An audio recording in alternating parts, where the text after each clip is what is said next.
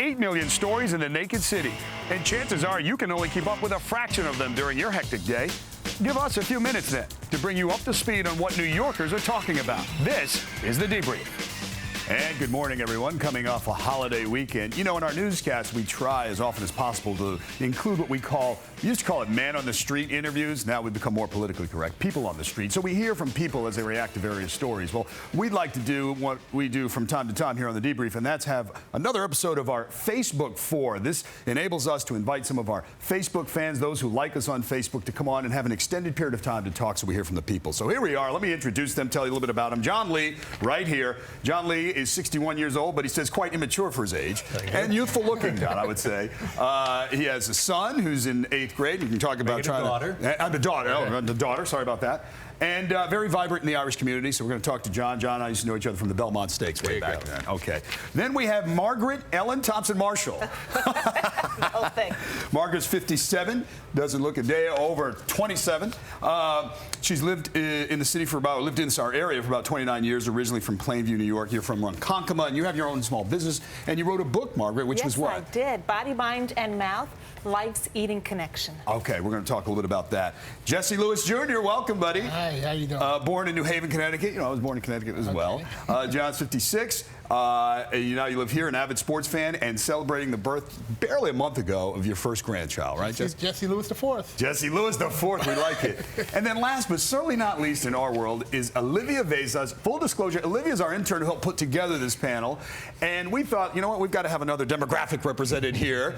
So Olivia's joining us, 21, and she lives in Wantagh. Thank you all for being here. It's interesting, before we get started, when we talk about Facebook and we put out this call, most of you are clustered around the age, and this is kind of, correct me if I'm wrong, Olivia, typical of the response we got.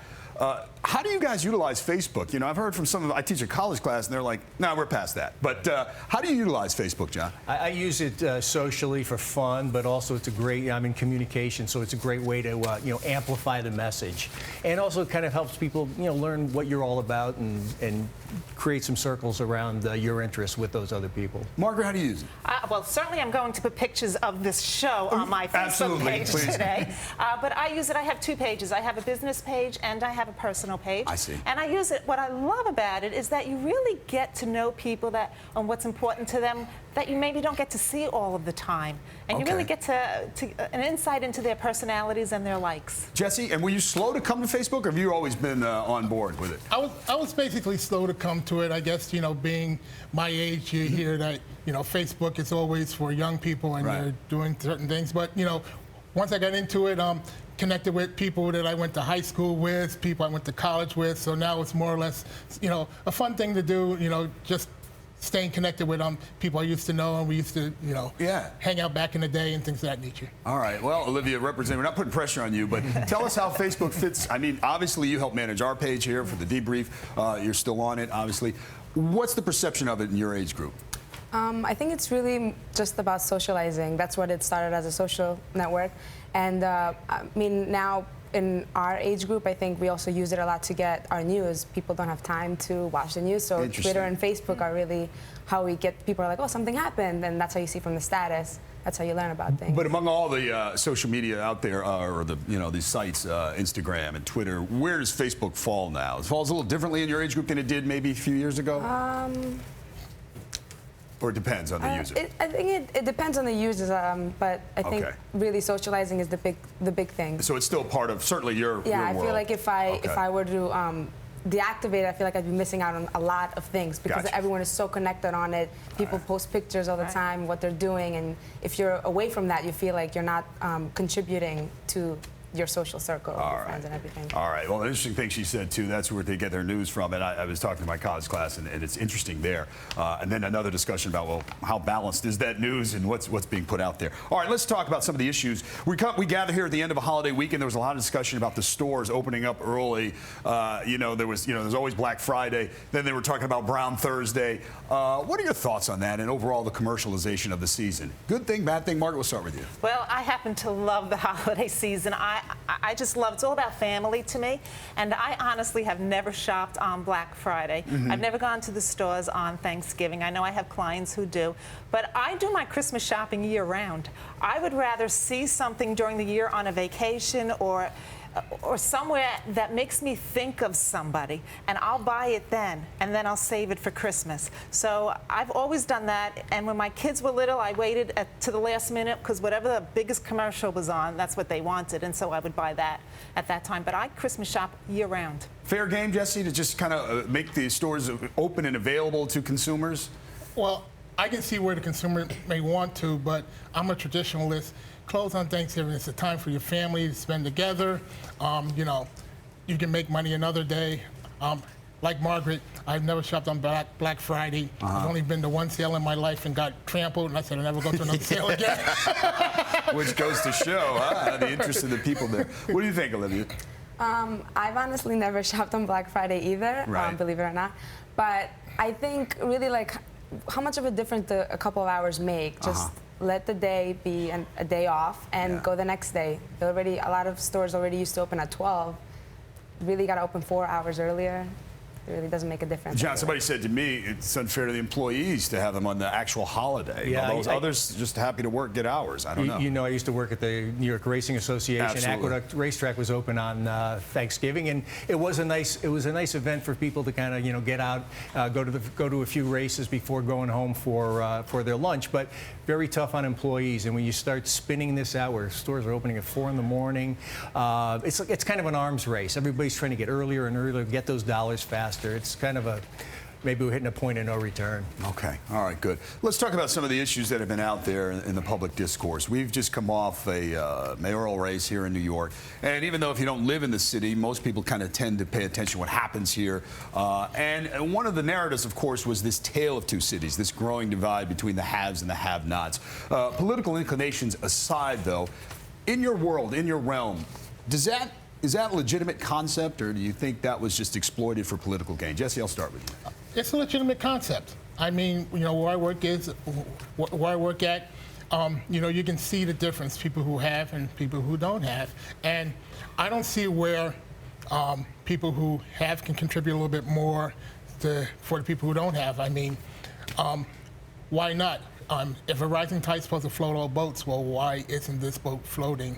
You know what I mean? The Bloomberg administration would argue, look, it's become a vibrant city. Investors from around the world want to come here, and, you know, a rising tide lifts all boats, Margaret, that all have benefited from this kind of infusion that we've had under his watch. Yeah, there is a big push right now. From what I pay attention to on the news is the haves and the have-nots, and well, people who have more than others is what I like to say. Nobody has not, I don't believe. But I don't know. I think people sometimes lately in the media, and I'm not one of them, someone who has a lot of money and homes all over the place, they're being looked down upon. And the ones that I know who live that kind of lifestyle, and even at my level lifestyle, which is not there, you know, we give a lot to charity. We give a lot to charity, and to be told in the news that we're not doing our part really is like a knife in the heart sometimes. Interesting perspective, John. Well, I think under Bloomberg there are a lot of great initiatives, you know, like the emphasis on tech. They're bringing in those tech universities, you know, fantastic things. But now it's time to shift the focus again. You know, it's like we made New York a place that business and people wanted to move to. Now I think we need to pay some attention to the people who live here, so New York doesn't become just a pile of gleaming skyscrapers, and you know, retains its heart and soul. Okay, all right. Let me ask you about gridlock in Washington. A lot of people have been talking about, you know, the inability to kind of move on certain things, and we had the government shut down. We haven't talked to you since that happened, and, you know, what are your thoughts? Again, regardless of political inclination, do you just have a general feeling about what's going on down there?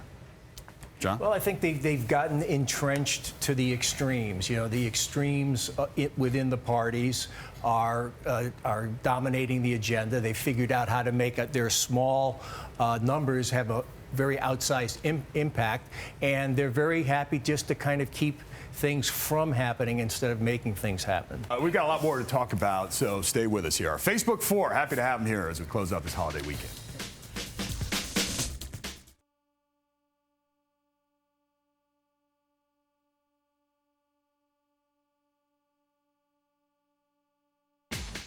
And welcome back, everyone. Very special debrief. We call it the Facebook 4 on Debrief. We hear from real people, not us canned talent types, all right? Do you trust your elected officials? Do you trust the process? Are you satisfied? Margaret?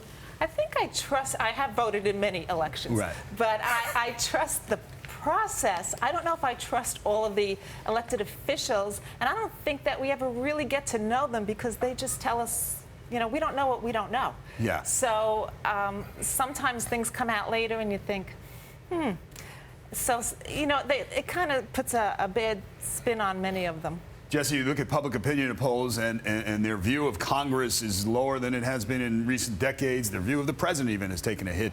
What's your thought? What are people in your circle saying about politicians, if you will? Number one, they don't trust them any further than they can throw them. And back, back when I was younger, it seemed like both parties got along better. Okay. After 6 o'clock, they all got together. But now, like John said, everyone's in their separate corners. As soon as the session's over, they're on a plane, they're gone. Yeah. They don't talk civilly to each other and try to find that compromise. I mean, there's a way for this country to work. It has worked, and now it seems like they just don't want it. If it's not my way, it's no way. And, it's bad for the country. It's bad for everyone. Let me pivot to education, if you will, because you have a grandchild now. It'll be a different thoughts for you and your son. And John, you have an eighth grader, right? Eighth grade girl. Margaret, your kids are grown. Mine are grown. Right, exactly. And Olivia, you're a fine student in college. Let me ask you about that. There's a lot of discussion about, well, first of all, again, when we talk about the recent mayoral election, one of the big narratives, again, was trying to have those making over a certain income kind of fund so all kids could have pre-K. Again, politics aside, though, what are your thoughts when you hear about the state of education in the world today? John? Well, I've been actually pretty pleased with having a daughter in public schools in New York. It's really been a very positive experience, but it's a very tricky experience. The rules are changing year by year. You're just kind of happy to get to the next stage before the rules change, kind of against you. But it's very challenging to navigate. But I think there's, in a lot of ways, New York schools get a bad rep. There's a lot of very good education in New York. Okay, all right. In the public schools. There's a lot of discussion. There have been some heated hearings out on Long Island, in fact, or at least one or a couple, about something new called the Common Core Standards. And this is trying to bring it in line with other states, different way. But some teachers are frustrated because they don't feel they've been prepped for it. Some parents are looking at the results. I don't know if you've heard about this, Margaret, but what are your thoughts on that? Well, like you said, my children are grown, so I'm a little out of touch with what's going on in the schools. But I do have clients and I have friends who are teachers, and they're very frustrated with this. And from what I understand is that the Common Core just kind of came in. There was no background to it. Like one of my friends had said, who's a teacher, had said if they had started maybe kindergarten to third or fourth to fifth, and at least gave them a background. And the clients that I have who are teachers say they weren't trained to teach this way, so they're not comfortable with their teaching right now. Jesse, how important is education? Maybe that's not a fair question, but what do you think about when you think of your brand new grandchild now and the state of the world and how it will unfold for that grandchild? Of course, with all of our children, we want the best education possible, wherever that may be. Public schools, like John says, they get a bad rap. There are plenty of good people in there. Of course, weeding out the bad apples is something that, boards of education have been trying to do for years, and with teachers' contracts and things of that nature. But, I'm just looking to the future for the best education possible for my grandchild. Do you think teachers are unfairly maligned, or do you think sometimes the labor contracts protect them and protect teachers that aren't effective in the classroom? I guess you go either way. John, what do you think? Yeah, you hear the stories about the rubber room. Yeah. Obviously there's something wrong in a system like that. I know it's not really in effect anymore, but I can just really go from personal experience. It's been pretty positive. All right. Olivia, how worried are you or any of your fellow students about finding a job once you enter? What year are you now? I'm a senior. Okay. Obviously, I know our interns well. Olivia, I knew that. What's the thought? How worried are you about it? Give us a sense of how, your fellow seniors are feeling now. I think we're not as worried now as we were when we entered college. When we entered, we were hearing that, stay in school as much as you can, but I think by now we think things have gotten a lot better, and you will find something, even if it's not exactly pertaining to what your major is. You might find something, that's introductory, and then eventually it'll take you somewhere. Okay. So I think there's a lot more hope that you'll find something out there. Okay. All right. Good. We're going to take another break, come back. Several other issues we want to discuss with our Facebook 4 panel. Stay with us.